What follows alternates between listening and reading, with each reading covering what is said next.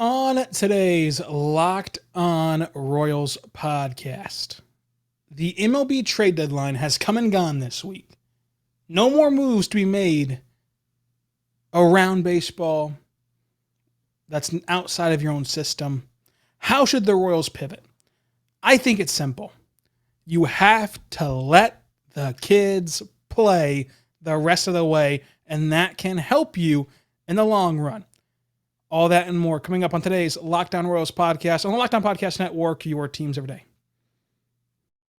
You are Locked On Royals, your daily Kansas City Royals podcast. Part of the Locked On Podcast Network, your team every day.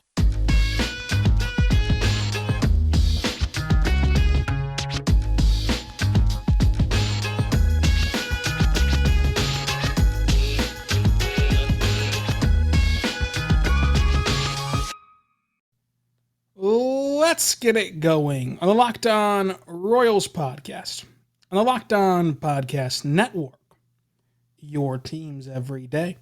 I am your host, Rylan Stiles. You can follow me on Twitter at Rylan_Stiles. Follow the show on Twitter at Locked On Royals. Email the show, lockedonroyals@gmail.com. On today's show, brought to you by Vroom.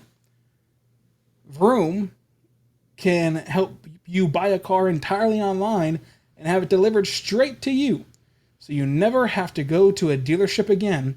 So next time you buy a car, just grab your phone and go to vroom.com and check it out with thousands of great cars. We're going to dive into how the Royals should pivot the rest of the way. The deadline is over. It is now time for the Royals to play out the stretch of the season. How should they do that? To me, that answer is simple. You let the kids play. But again, I'm Rylan Stiles, writer at justbaseball.com. You can follow me on Twitter at Rylan_Stiles. Thank you for making us your first listen every single morning, every single day. We're here for you talking Royals baseball. Check out Locked On MLB. Check out Locked On MLB Prospects. Check out Locked On Chiefs. Football's back, and the Chiefs are in training camp, so Locked On Chiefs is back to 5 days a week, breaking it all down, getting you set for what should be another very interesting Chiefs season. Check it out over there as well. Well, folks, the deadline's come and gone, and the Royals made a few moves. They traded away Andrew Benintendi. They traded away Whit Merrifield. They brought in a flyer in Luke Weaver and traded out Emmanuel Rivera. Things are pretty well set in stone for the future, at least for this season. The Royals were anticipating a step forward this year in their rebuild. I expected them in the preseason, in the offseason and in spring training.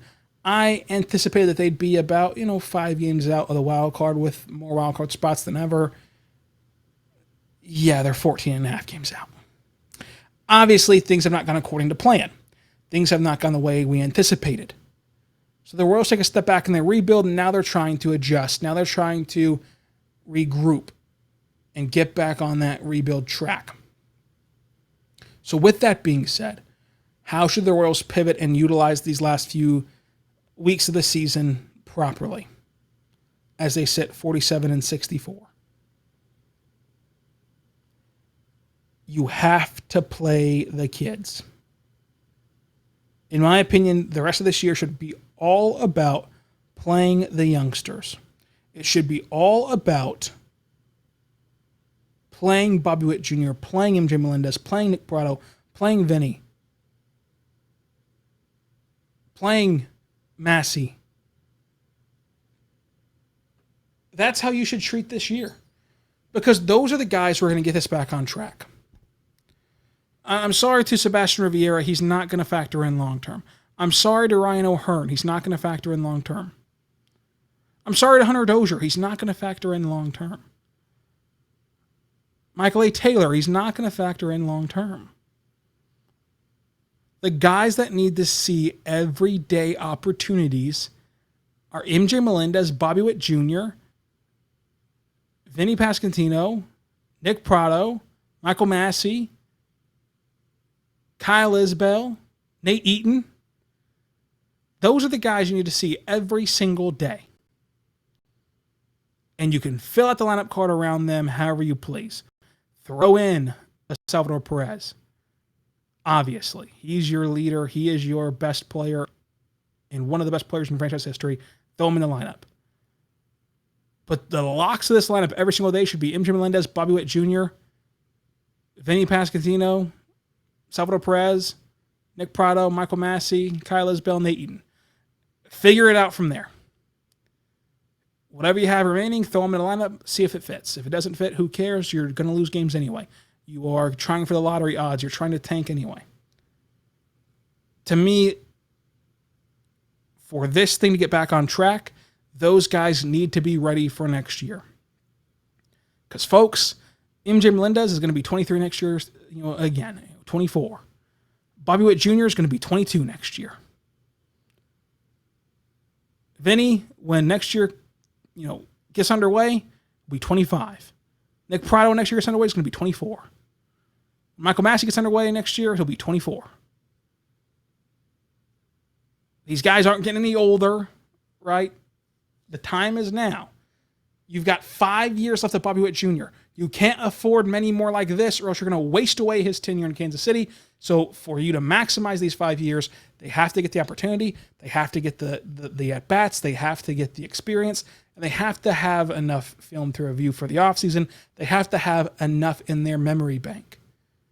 I know these games feel like they don't matter because there's no shot of you getting to the postseason despite not being mathematically eliminated, but they still do matter because you can take pitches off the best hitters in baseball. You can see what you need to do in a scenario with guys on first and third and 2 outs, how you need to approach that at bat. You can be put in precarious situations on the base paths. They're going to come back and, stick with you. Remember the stories of the last time you saw winning baseball in Kansas City. The Mad Dash Home was scouted for in a callback to previous games. Oh, we saw Lucas Duda could not throw very well in recent games, so now we're going to test his arm. Those type of things. Lil Kane going first to home against the Blue Jays. He'd been there before in his career. They knew he had that kind of speed. They sent him. That kind of stuff. It does matter. It's just not that tangible right now. So those guys should be playing every single day. And we're going to talk about those guys coming up. But first, I'm going to tell you right now, we're good friends over at LinkedIn. LinkedIn is incredible. Check them out today as you gear up for fall. You need the right people in your team to help your small business fire on all cylinders. LinkedIn Jobs is here to make it easier to help you find the people that you want to talk to faster and for free. Create a free job post in minutes on LinkedIn Jobs and research your network and beyond to the league's largest professional network of 810 million people. Then add your job in the purple hashtag hiring frame to your LinkedIn profile to spread to the world that you are hiring for your network. They can help you find the right people to hire. Simple tools like screening questions, making it easy to focus on candidates who have the right skills and experience so that way you can quickly prioritize who you'd like to interview and then who you'd like to hire. It's why small businesses rate LinkedIn Jobs #1 in delivering quality hires versus leading competitors. LinkedIn Jobs helps you find the candidate that you want to talk to faster. Do you know every week nearly 40 million job seekers visit LinkedIn? Well, post your job for free at linkedin.com/LockedOnMLB. That's linkedin.com/LockedOnMLB to post your job for free. Terms and conditions do apply.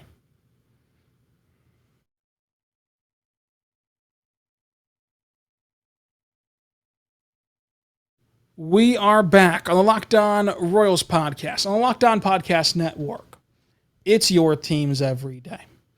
I am your host, Rylan Stiles. You can follow me on Twitter at Rylan_Stiles. Follow the show on Twitter at Locked On Royals. Email the show, lockedonroyals@gmail.com. On today's show, we're talking about how the Royals can pivot and how they can reposition themselves after the trade deadline.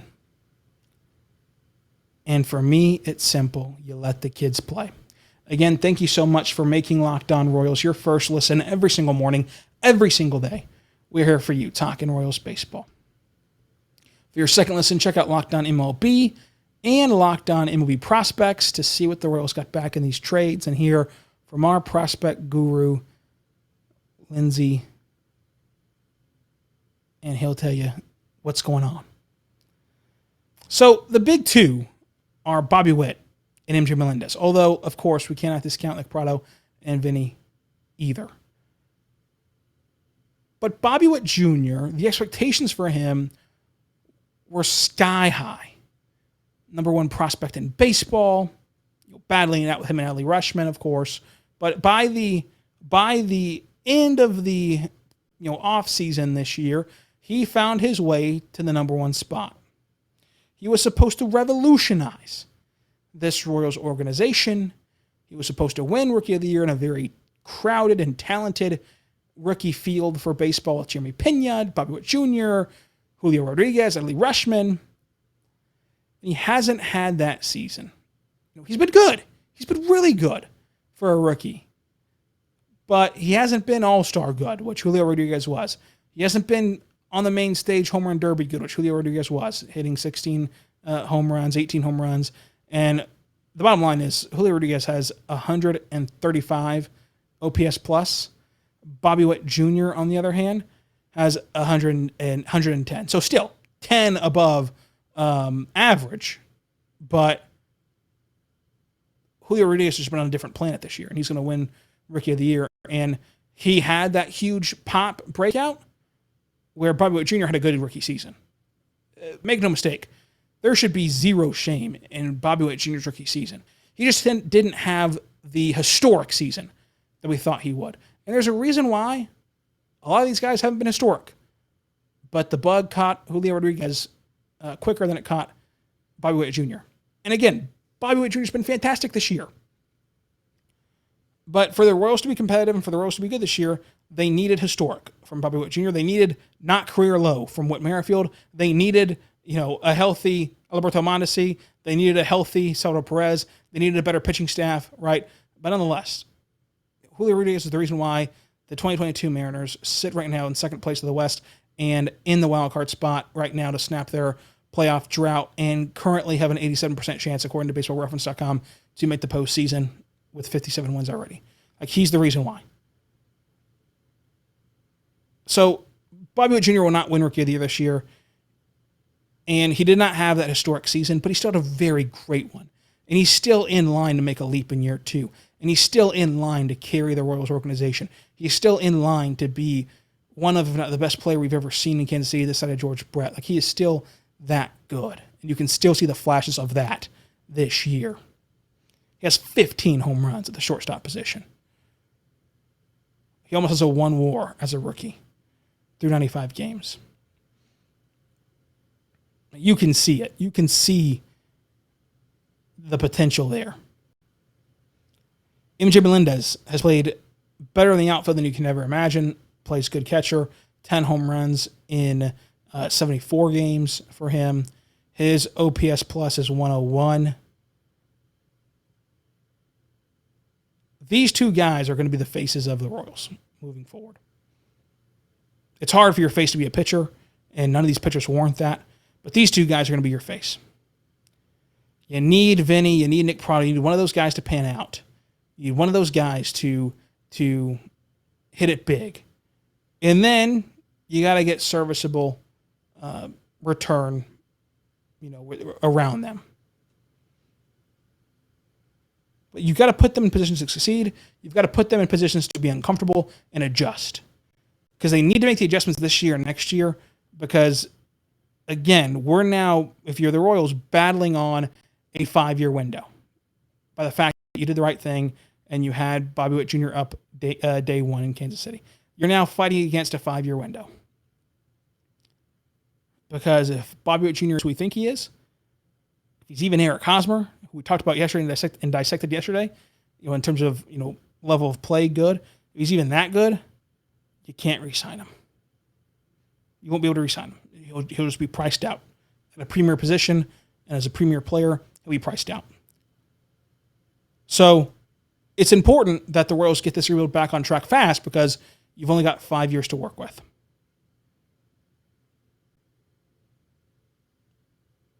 And these 4 guys are going to be who does it.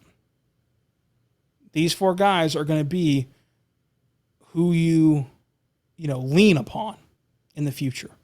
So I want to see them play every single day. I want to see Kyle Isbell, because if Kyle Isbell isn't it, you need to know right now. If he just looks lost still every day and can't play against certain opponents and matchups, you need to know right now. It is getting time to make some of these decisions, because with only 5 years left, you don't want to fall into that trap that you've seen before, where you get nothing for Carlos Beltran out of his tenure in Kansas City, besides getting to watch a really good player, and that's it. You do no winning with Carlos Beltran, because if Kyle Isbell's not it, we need to figure out a way to get Eric Pena up here, or Drew Waters up here. If Nicky Lopez isn't a long-term option, need to get Nick Lofton up here. If Michael Massey's not a long-term option, need to get Nick Lofton up here, and need to get Peyton Wilson up here.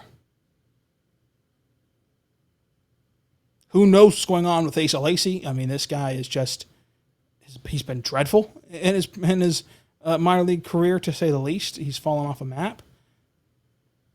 He's a career 6 ERA in the minor leagues, 5 ERA last year and an 8 ERA this year, and he's hardly pitched. He's pitched 25 games since being drafted. That looks like a total bust and a waste of a pick. The high school kid you drafted last year, he's played 14 professional games to the tune of a 5.4 ERA. So, the rebuild hopes rest on the bats, despite you investing so much in the pitching staff and in pitchers. It's going to take somebody popping off. So I want to see the young kids play every single day, where we start to get a feel for kind of how these guys are and what situations they thrive in the most, and how to maximize them and how to work with them to where they can really improve the future of this team. Coming up, let's talk more about this. But first, I want to tell you right now about good friends over at BetOnline.net. BetOnline.net is the fastest and best way to bet on all of your sport action. Find the latest betting odds and news, including lines, prop bets, live betting, over-unders, money lines, everything you need from MLB, NFL, NBA, NHL, combat sports, esports, and even golf. BetOnline is your continued source for all your betting needs, and you can go right now to betonline.ag. You can go to sports, and the first thing that pops up is baseball. Scroll on down, you see Kansas City and Boston. Kansas City, a 1.5 run underdog at home, welcoming in Boston. But if you don't want to bet game to game, that's very hard to do, even if you know a lot about baseball. You just know how fluky one-game sample sizes are. You can try to use your knowledge to the best of your ability and bet on who wins the American League. Yankees are plus 150. Astros are plus 185. Blue Jays are plus 75, 750. And then the Mariners, if you want to take the Cinderella shot, the Mariners are plus 1,400. World Series odds, Yankees still the favorites, 350. Dodgers, 360. Astros plus 525. And then the Padres, who are surging, of course, at the deadline, and got Juan Soto, got Josh Bell, ever heard of them, and Hader. They are plus 800 if you feel good about the Padres and you want to place a bet on them. Go do it right now. Make some money at BetOnline.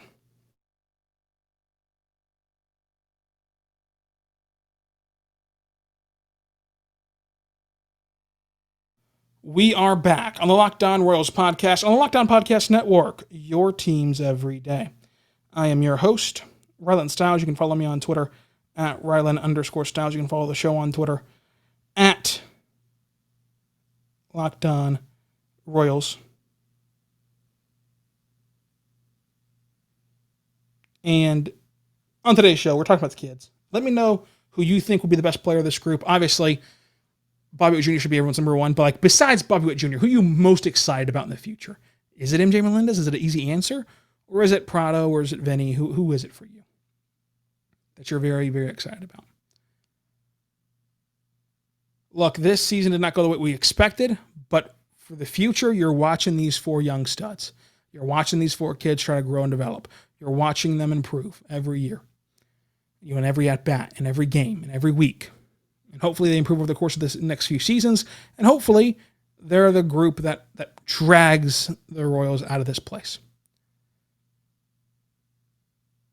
I'm excited for it. I hope you are too. For Kansas City's sake, they need a pivot in the next few off seasons. I don't expect much improvement next year. To be honest with you, I expect next year to be, you're taking a step back in this stuff. I think that next year will be, you're 10 games out, but you're really competitive. Like, you lost a lot of one-run games. You lost a lot of games where just young guys make mistakes. Then the year after that, you're maybe 3 games out, 4 games out, still miss it, but man, you were right there. One series goes different, you were there. The next year, playoff time, competitive time, you're trying to win a World Series at that point in time. So settle in, get ready to watch this team grow and learn, and let me know what you think on YouTube and Twitter. What do you think that the future of this organization is? What's the timeline? When will they be back in the playoffs? What's all going to go down with this team? Let me know on YouTube, Locked On Royals, or on Twitter at Locked On Royals as well. So until tomorrow, be good and be good to one another.